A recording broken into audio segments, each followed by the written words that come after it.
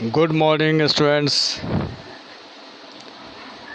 आज मैं science chapter 6 life processes के बारे में डिस्कस करूंगा। Chapter 6 life processes. Life processes क्या है? यानी जैविक प्रक्रिया, हमारे जीवन की जो प्रक्रिया है वो कैसे चलता है। How do we tell the difference between what is alive and what is not alive? कैसे हम कहेंगे कि कोई alive है यानी जीवित है और कोई not alive यानी कोई नहीं है, निर्जीव है। कोई सजीव है तो कोई निर्जीव है, ये कैसे कहेंगे? If we see a dog running or a cow chewing cud or a man shouting loudly on the street, we know that these are living beings. What if the dog or the cow or the man were asleep? जब वह दौड़ रहा है, बोल रहा है, तो हम उसे लिविंग बीइंग्स कहते हैं। लेकिन जब डॉग या काऊ या फिर मैन अगर सो रहा है तो हम क्या कहेंगे? बच्चों, यहाँ पर ध्यान देने वाली बात है, we would still think that they were alive, but how did we know that? ये वी वुड स्टिल थिंक, हम सोचेंगे कि दैट दे वर अलाइव, वे जीवित है, लेकिन how did we know that? लेकिन हम कैसे जानते हैं? वी सी दैम ब्रीदिंग, हम देखते हैं सांस ले रहा है, and we know that they are alive, और समझ लेते हैं कि वो जीवित है। What about plants? प्लांट्स के बारे में हमारे क्या विचार हैं? How do we know that they are alive? हम ये कैसे जानेंगे वो अलाइव है? वी सी दैम ग्रीन, हम देखते हैं वो ग्रीन है, सम ऑफ अस विल से, और दूसरे को कहेंगे भी। But what about plants that have leaves of colours other than green? लेकिन जब ग्रीन कलर के अलावा अगर लीव्स के कलर कुछ और हैं तो फिर हम क्या कहेंगे? They grow over time, so we know that they are alive. अगर वे ग्रो करते हैं काफ़ी समय तक, so we know that they are alive, तो हम समझते हैं वो alive है। some will say, और जो है हम ऐसा लोगों से कहते हैं या लोग हमें कहते हैं कि वो ग्रो कर रहा है इसलिए वो alive है। In other words, we tend to think of some sort of movement, either growth related or not. दूसरे शब्दों में हम कह सकते हैं कि अगर वो मूवमेंट कर रहा है या either growth related or not, या तो वो ग्रोथ कर रहा है या फिर नहीं कर रहा है। As common evidence for being alive, तो ये कॉमन एविडेंस हो गया जो भाई alive है। But a plant that is not visibly growing is still alive. लेकिन प्लांट जो है is not visibly growing, वो तो ग्रो करता हुआ दिखता नहीं है, is still alive, फिर भी वो alive है।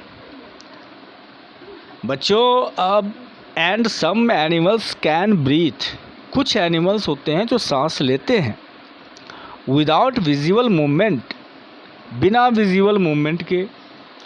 So using visible movement as the defining characteristics of life is not enough. So using visible movement, इसलिए visible movement को आप डिफाइन करते हैं लाइफ के कैरेक्टर्स के रूप में, is not enough, ये काफ़ी नहीं है।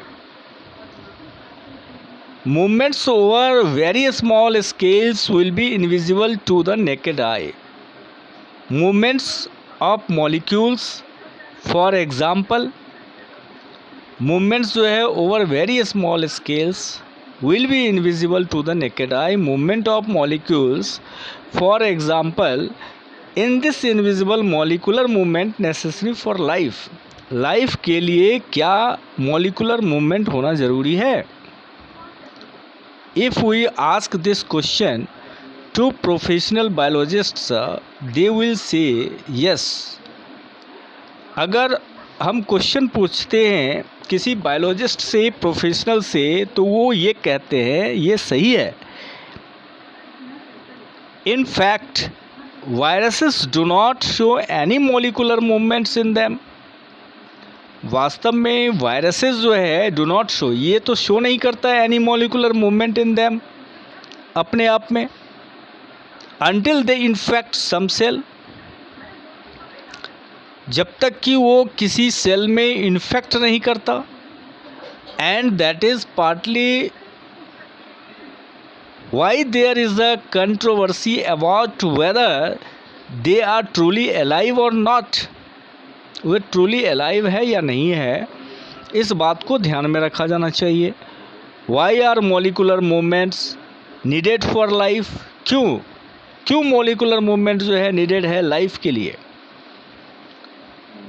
We have seen in earlier classes, आपने देखा होगा अर्लियर क्लासेस में, that living organisms are well organised structures. जो लिविंग ऑर्गेनिजम्स है वे वेल ऑर्गेनाइज्ड स्ट्रक्चर्स में होते हैं. दे कैन हैव टिश्यूज़, उसके अंदर टिश्यूज़ हैं. टिश्यूज़ हैव सेल्स, टिश्यूज़ में सेल्स होते हैं. Cells have smaller components in them, और सेल्स के अंदर भी स्मॉलर कंपोनेंट्स है.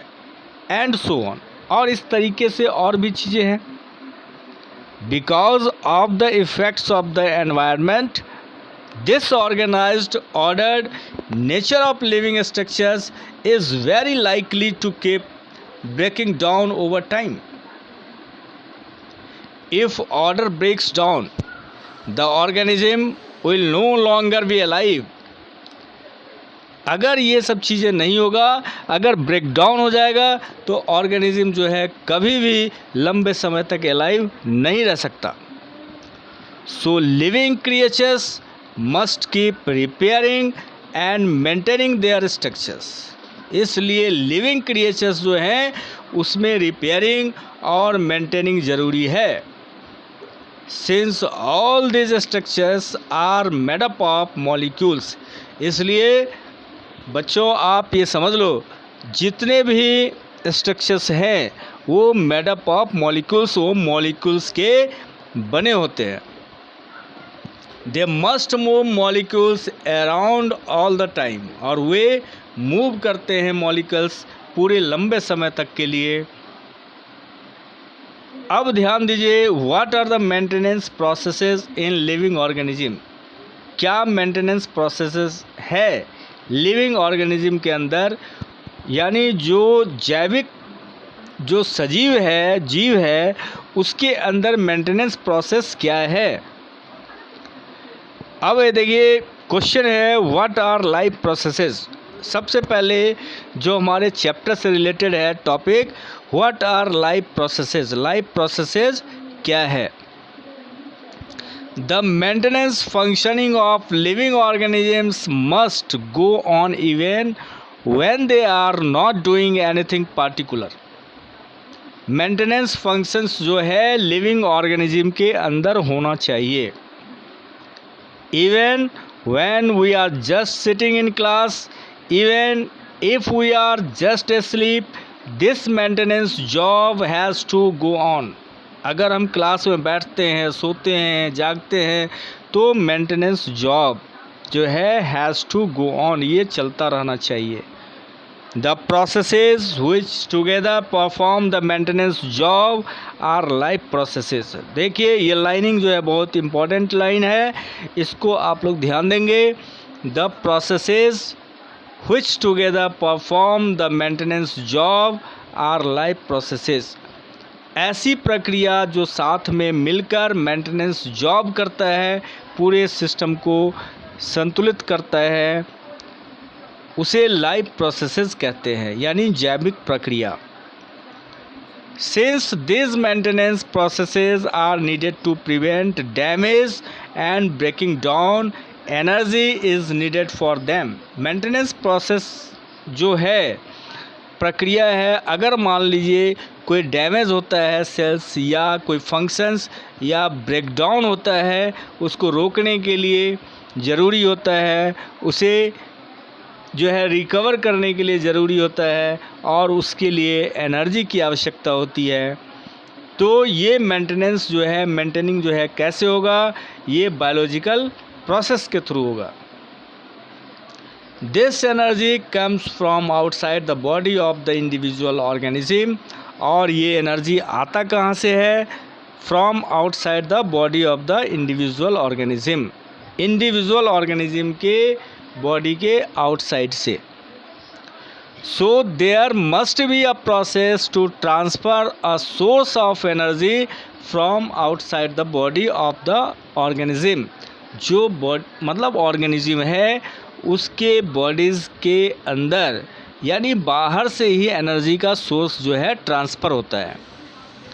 which we call food, जैसे हम लोग खाना खाते हैं, to the inside जाता है और processes we commonly call nutrition, और उसमें प्रोसेस होता है जिसे हम लोग न्यूट्रिशन कहते हैं। यानी न्यूट्रिशन का मतलब होता है पोषण, न्यूट्रिशन पोषण।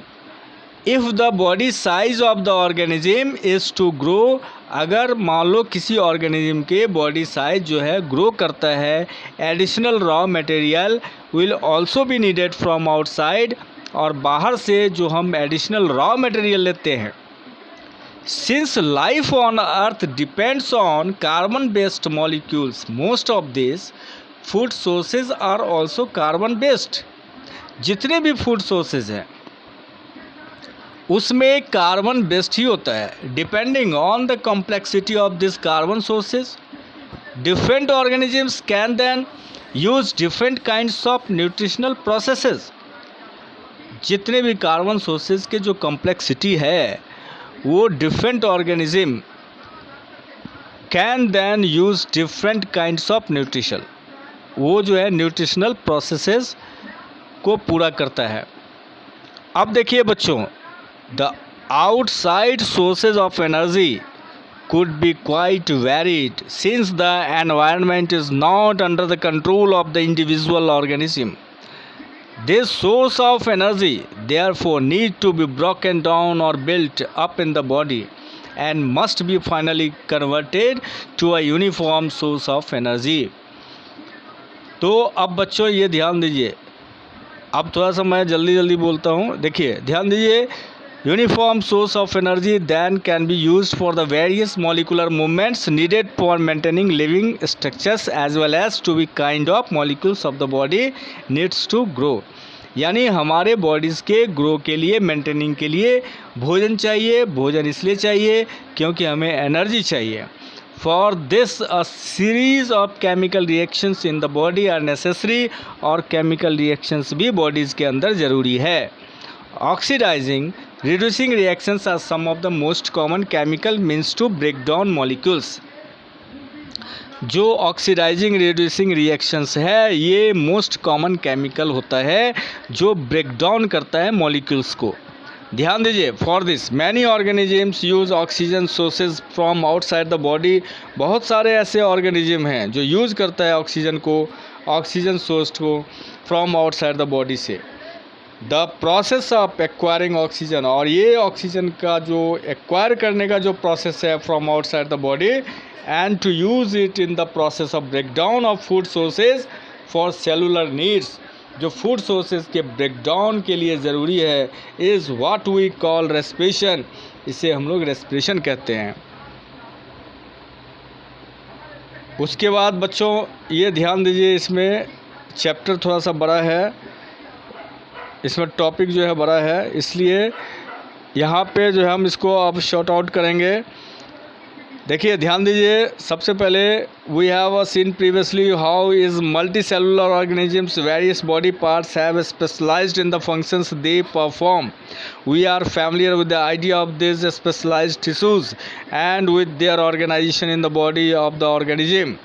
It is therefore not surprising that the uptake of food of the oxygen will also be the function of the specialized tissues.